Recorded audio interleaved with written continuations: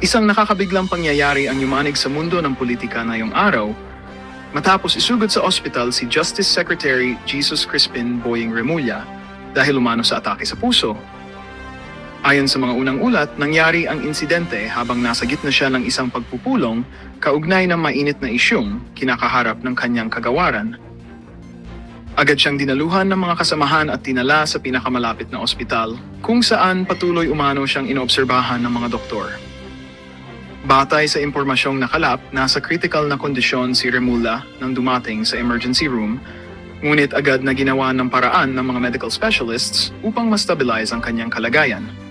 Hindi pa malinaw kung ano ang naging sanhi ng atake, ngunit sinasabi ng ilang malalapit sa kanya na matindi umano ang stress na dinaranas ng kalihim dahil sa mga kontrobersya ang kanyang kinahaharap nitong mga nakaraang linggo.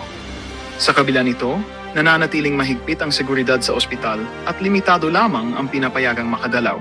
Samantala, bumuhos naman ang mga mensahe ng pag-aalala at panalangin mula sa mga opisyal ng gobyerno, taga-suporta at publiko. Marami ang umaasa sa kanyang mabilis na paggaling, habang ang iba ay nagbabalang sana'y magsilbing paalala ito sa mga leader ng bansa na bigyang pansin ang kanilang kalusugan sa gitna ng matitinding tungkulin. Sa kasalukuyan, patuloy pa ring inaantabayanan ng media ang opisyal na update mula sa Department of Justice tungkol sa kalagayan ni Secretary Remulla.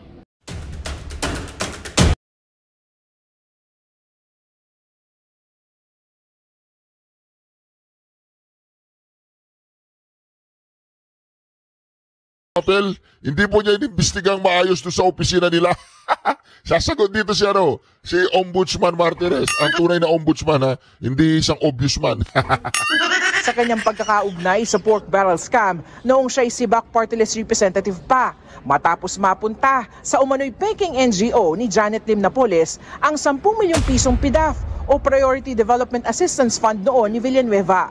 Ang dismissal order na ito hindi pinatupad ng Senado dahil tanging Senado at mga kapwa-senador lamang daw ang makakapag-alis sa kapwa-senador sa pwesto sa pamamagitan ng investigasyon at ng ethics complaint.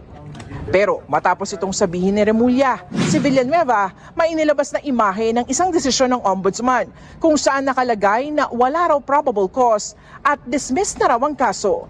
May petsa itong July 31, 2019, panahong ombudsman na si Samuel Martires. Naglabas din siya ng clearance mula sa ombudsman na nagsasabing wala siyang nakabimbing kasong kriminal o administratibo sa Office of the Ombudsman. May inilabas din si Villanueva na certification mula sa Sandigan Bayan na hindi siya akusado o defendant sa anumang kaso roon. Pareho yung inisyu nitong September 10, 2025. Sa mensahe ni Villanueva sa reporters, tinawag niyang harassment ang gusto ni Remulla. Si Remulla, ikinagulat na may ganito na palang desisyon si Martires na anyay isinikreto umano. I was confronted with a decision signed by former Ombudsman Martires dated July 2019. Lumabas lang siya nung sinabi kong may gagawin ang ombudsman tungkol dyan. It's a surprise secret decision. Well, nobody was raising that issue before. Joel Villanueva kept quiet through all the years. Ombudsman Martires never spoke about it. Di ba? Parang secret decision siya. Alam niyo ba yon? Did you know about it? Nobody knows about it. Gate ni Remulla, hindi harassment ang kanyang ginawa. It's not harassment. It's something that everybody thinks to be still valid. Harassment! It turned out to be not valid anymore due to a secret decision. Dapat kasi, hindi naman na-publish yan, hindi yan nilabas. Nobody know about it. Kahit nasa Senate mismo, hindi nila alam yan. Sa panayam ng Super Radio DZBB, kinumpirma ni Martires na may ganito siyang desisyon. Anyay 2018, pag-upo niya bilang ombudsman nang maghain si Villanueva ng motion for reconsideration laban sa desisyon ni dating Ombudsman Morales. Ang argumento raw ni Villanueva, forged o pineke umano ang kanyang mga pirma sa mga dokumento at nagpadala rin ng NBI findings kaugnay nito. Inilagay lang daw si Villanueva sa request ng Buhay Party List, kayong hindi naman siya miyembro ng party list na ito. There is no evidence on record na yung pera na tanggap ng Buhay Party List ay napunta kay Senator Joel Villanueva. I dismissed both cases, criminal and administrative cases. So doon sa kaso, doon sa administratibo na sinasabing dismissed from the service, Nireverse ko yon at dinispis ko yung administrative case. Itinanggi rin niyang isinekreto ang desisyon. Abay, hindi ko alam kung anong sikreto sa amin kasi kung titingnan, mayroon kaming tinatawag na CCMS, yung Case Management System. Pag yung kaso ay nare-release, napupasok yan sa system eh. So nandun sa system na na-dismiss ko yun, wala akong sekretong ginagawa sa aking trabaho. Lahat nakabuyang-yang. Sabi ni Remulla, inaaral nila ang desisyon na ito ni Martires. Pero dahil dito, hindi na siya susulat sa Senado.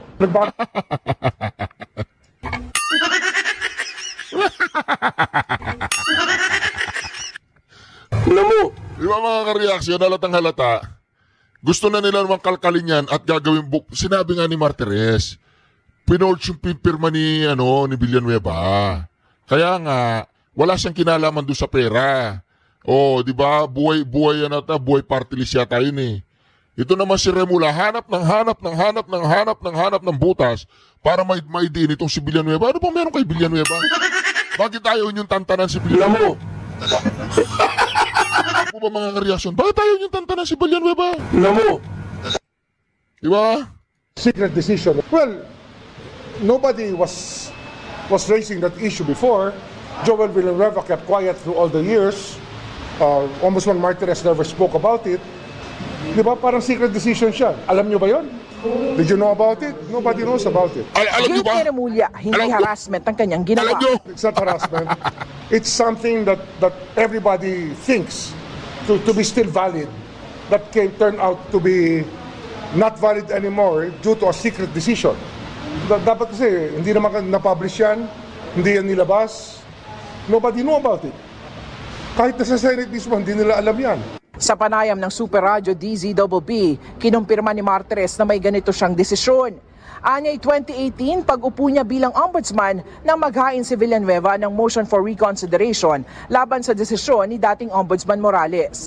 Ang argumento raw ni Villanueva, forged o pineke umano ang kanyang mga pirma sa mga dokumento at nagpadala rin ng NBI findings kaugnay nito. Inilagay lang daw si Villanueva sa request ng Buhay Party List, kayong hindi naman siya miyembro ng party list na ito. There is no evidence on record na yung pera na tanggap ng Buhay Party List ay napunta kay Senator Joel Villanueva. I dismissed both cases, criminal and administrative cases. So doon sa kaso, doon sa administratibo na sinasabing dismissed from the service, nireverse ko yon at dinispis ko yung administrative case. Itinanggi rin niyang isinekreto ang desisyon. Abay, hindi ko alam kung anong sikreto sa amin kasi kung titingnan, mayroon kaming tinatawag na CCMS, yung Case Management System. Pag yung kaso ay nare-release, napupasok yan sa system eh. So nandun sa system na na-dismiss ko yun, wala akong sekretong ginagawa sa aking trabaho.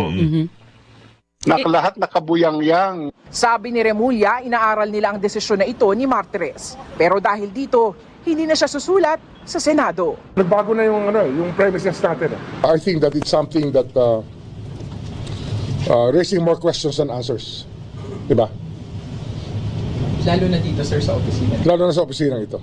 Para sa GMA Integrated News, Salima Rafra, nakatutok, 24 oras. Nako mga kareaksyon na sinasabi natin dyan eh. Kapag nabulilyaso at lumitaw na lahat ng mga ginagawa nila ay pawang mga panggigipit lamang, wala eh. Tapos pinagikilaman nyo pa si brother Joel Villanueva, di ba? Huwag yung pakialaman si Brother Joel. Tatlong kongresista nakakalagkad ngayon sa anomalya sa mga flood control projects. Diretsahan sila pinangalanan ni Ombudsman Boying Remulla. Kabilang dyan si Bulacan Representative Salvador Pleito, pati na rin ang magkapatid na sina Congressman Eric at Edvic Yap. Nasa frontline ng balitang yan si JC Cosico. Itong Yap daw na to, ito yung nakitang inatiran ng pera ni Sergeant Gutesa, di ba? Tingnan natin kung saan makakarating tong ginagawa ng katarantaduan na to, ha? Sinambahan na ng reklamong graft at malversation of public funds ng DPWH sa Ombudsman ang mga sangkot sa maanumalyang flood control project sa La Union at Davao Occidental. 8 opisyal ng DPWH Davao Occidental at St. Timothy Construction Corporation ng mga Diskaya ang inirereklamo sa 96.5 million pesos maanumalyang ghost projects.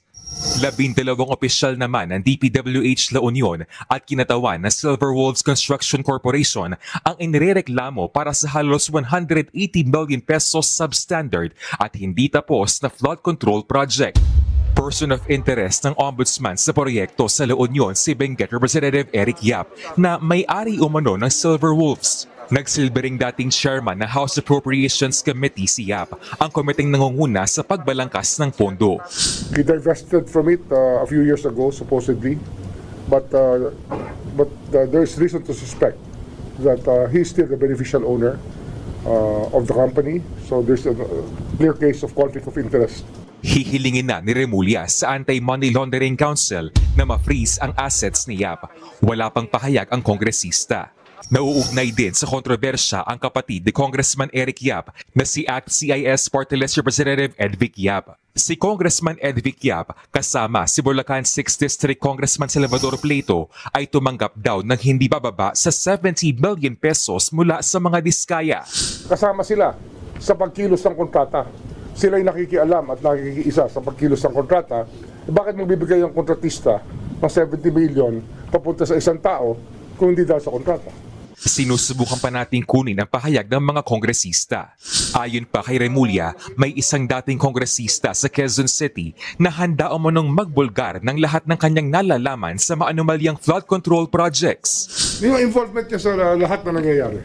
Tsaka kung paano kalakaran, paano nangyayari lahat yan. Ang mga impormasyong yan makakatulong sa investigasyon ng Independent Commission for Infrastructure. Pero napurnada ang ICI hearing para sa susunod na linggo na target pa naman sanang i-livestream sa unang pagkakataon. Hindi kasi makakarating si ICI member Rogelio Singson. Bukod dyan, pinaplansya rin ang guidelines sa pag-livestream ng pagdinig. And we are pushing to livestream the hearings as soon as possible. However, before we do so, the ICI would need to study and draft the rules of procedure and parameters to allow for live streaming, taking into consideration sensitive information and the constitutional rights of invited resource persons. Nilinaw din ng ICI ang nabanggit ni Chairman Andres Reyes Jr. sa Senate hearing na 1% kickback umano na natatanggap ng opisina ng DPWH na nasunog sa Quezon City. This was based on the report submitted to us by Bryce Hernandez. It is of note that this information is only alleged. This matter will still need to be verified by the Commission. Sa ngayon, nagsimula na rin ang PNP sa pagdedeploy ng unit sa pagtulong sa ICI nang sa gayon ay matunton ang mga ghost project. Na importante po yung mga geodetic engineer natin sa engineering service para ma-identify po yung exact location na binigay po ng report ng mga governments para po ma-locate kung saan po itong mga ghost projects na 421. Nagbabalita mula sa Frontline, JC Cosico, News 5. Yan na po sinasabi natin mga kareaksyon. Kapag nahuli na ang isang abusado na mahilig manggipit, ayan. Yan ang nangyayari mga kareaksyon. Ito, pakinggan po natin ito mga kareaksyon. Maganda po ito. Dito po tayo ngayon mga kareaksyon. Ba't nyo nilagyan ng 12% VAT? Sino bang may idea nun, Mr. Chair? Wala naman dapat. Basahin po ninyo yung IPIRA in its original form. Wala talaga eh. Bigla na lang nagkaroon ng 6% VAT pagkatapos binigyan na naman ng another 6%. Kaya, tanggalin natin yun. And then we will present a study na kapag ginawa natin yon, ang ating manufacturing sector talagang lalaki. Ito po yung problema.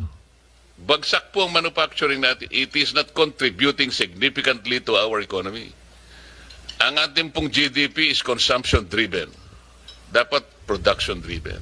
Imagine po nyo yung ating cement industry, Mr. Marasigan, Yusek Marasigan. 70% ng production cost is electricity, power. Kaya po hindi sila gumiginhawa. Ang nakikinabang po ang Vietnam. Ayun po mga cold storage natin, kaya hindi tayo makaimbak ng pagkain natin. 60% is electricity. Subukan ninyong ibaba ang production cost by way of reducing the rates of electricity. Para ko nang nakita kung gaano ang threefold, maybe fivefold giginhawa ang ating economy. And then, from there, we can collect more tax. Ano nga, sa Villar, we may be putting up a new task force for the River Drive and for the flood control of Las Piñas. Bacoor, Las Piñas area. Kasi, andun yung mga lupa na nag-benefit din eh. They're the landowners also that benefited from that. So we have to look at that also. We're forming a new task force for that. Just for Villar itself. Yung Zapote River Drive, together with the Bacoor properties that were boundaries on the rivers, no? Dinaanan na river. There were improvements made in that area. That's one thing that has to be looked at. Ano yun eh? Pag tikaroon ka, pag dumaan ka ron, alam mo kanilang lupa yun. Nakita mo yung river wall. Tarong mo, sino ba gumastos? Gobyerno o sila? Ganun kasimple yun. It's as simple as that. So we will determine that later on. Sa costing ng project na nangyari doon. By the end of the year, ilan kayang posible ang makasukay natin? Sinasabi kahapon ng DPW Secretary 60 raw. Kakayanin ba yun? Hindi lang ba yun? O sa kayong sitwasyon? Pwede umabot ng ganun. Baka hindi lang eh. In fact, the one question to me earlier this morning, I was with members of the diplomatic corps. Yung isang ambassador, the ambassador of Denmark asked me a question. Do you have the absorptive capacity to file all of these cases? How many people do you have at the ombudsman and how many cases are there? Sabi ko, wow, that's a good question. Kasi nga, we have 1,400 people here in this office. Kasama na ang Luzon, Visayas, Mindanao offices. And if you look at that, ilan lang lawyers natin dito? 400? Roughly 400 lawyers. But if you look at the number of cases and the number of projects, you're looking at more than 1,000 projects na may problema. That's around 3 cases per lawyer only. Pero if you look at it, the volume involved and the court time involved, that's a lot of cases. Pero I think we will manage. And if you look at the staffing pattern of the Office of the Ombudsman, we can accommodate more lawyers here. And a lot of people are applying right now. We're evaluating them already. Kaya yung tanong na, will we be able to deal with this deluge of cases? I think we will. And ang kailangan lang dito, kaya nga kailangan ng dialogue with the Supreme Court and the Sandigan Bayan, is that they should be prepared to adjust their time schedules. Na we might be start trying cases morning and afternoon pagdating ng panahon.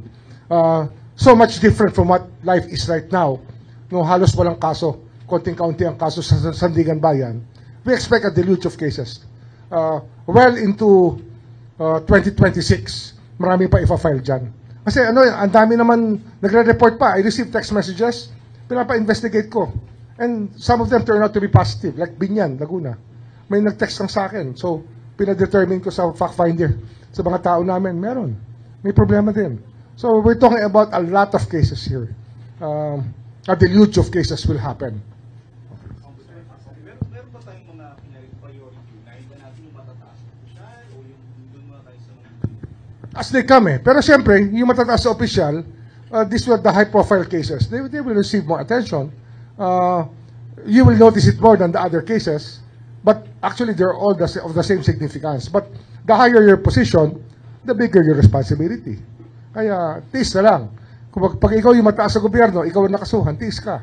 Kasi, hiningi mo yung trabaho, ngayon, managot ka sa trabaho. Di ba? Panagutan mo yun. Sir, yung sa task force naman yun, guys, pag-yung question na, why do you need a separate task force?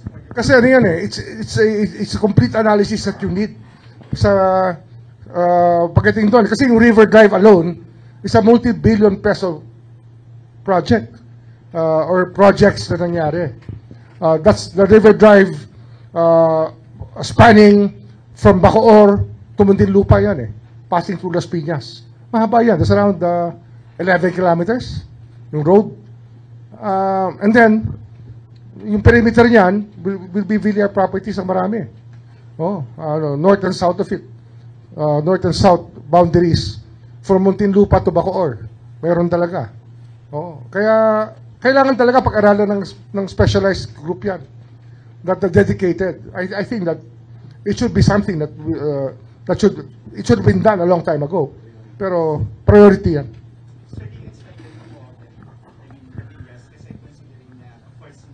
I think they need to. It's not a matter of them wanting to, but they will have to cooperate. Jada. Yes. Bukod pa yun.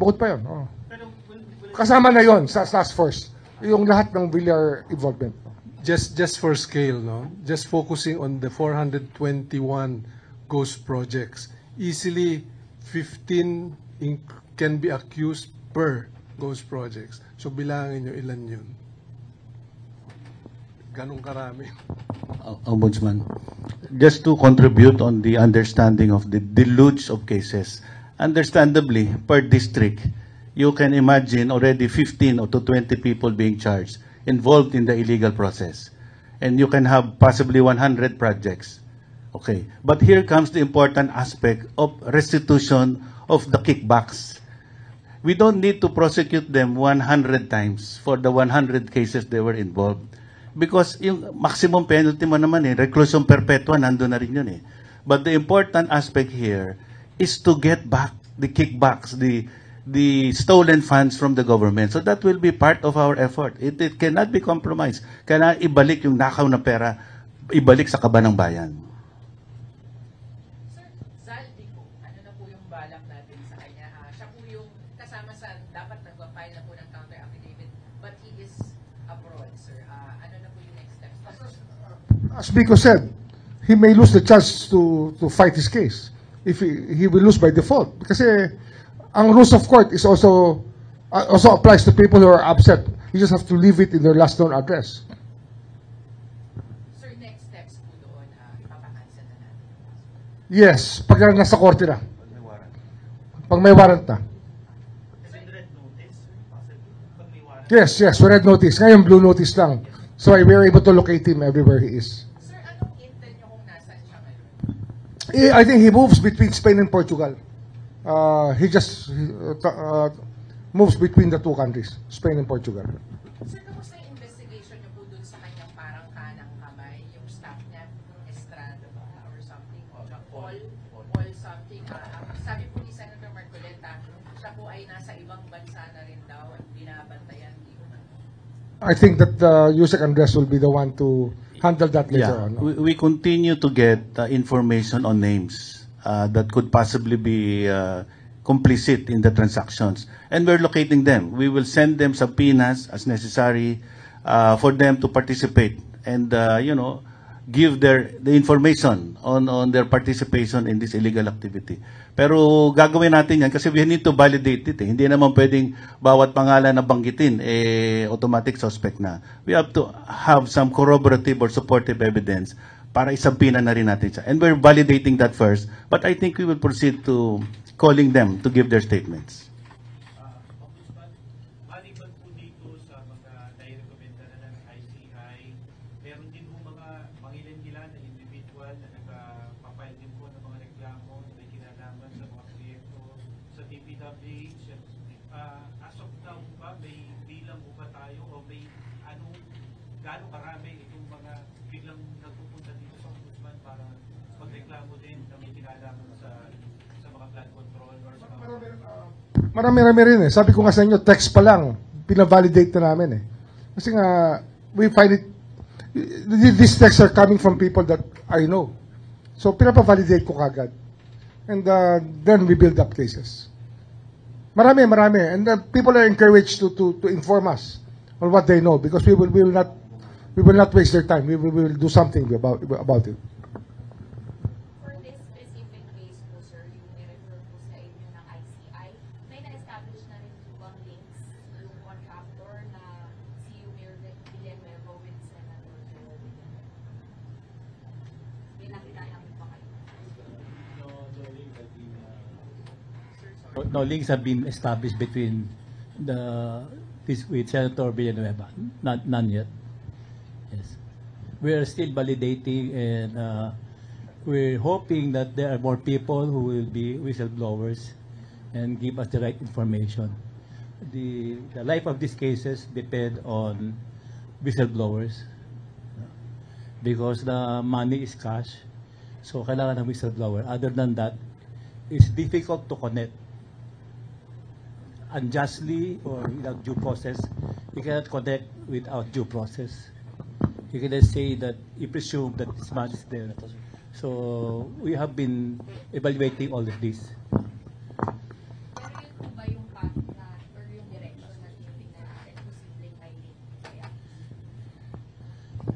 Everything is possible because this is a crime, no? And a criminal has many ways to commit a crime. But you have to understand the meaning of the word mastermind. He is a mastermind, he's a genius. So we're fighting against a syndicated genius of criminals. Thank you. We'll accommodate one more question. Okay, one more.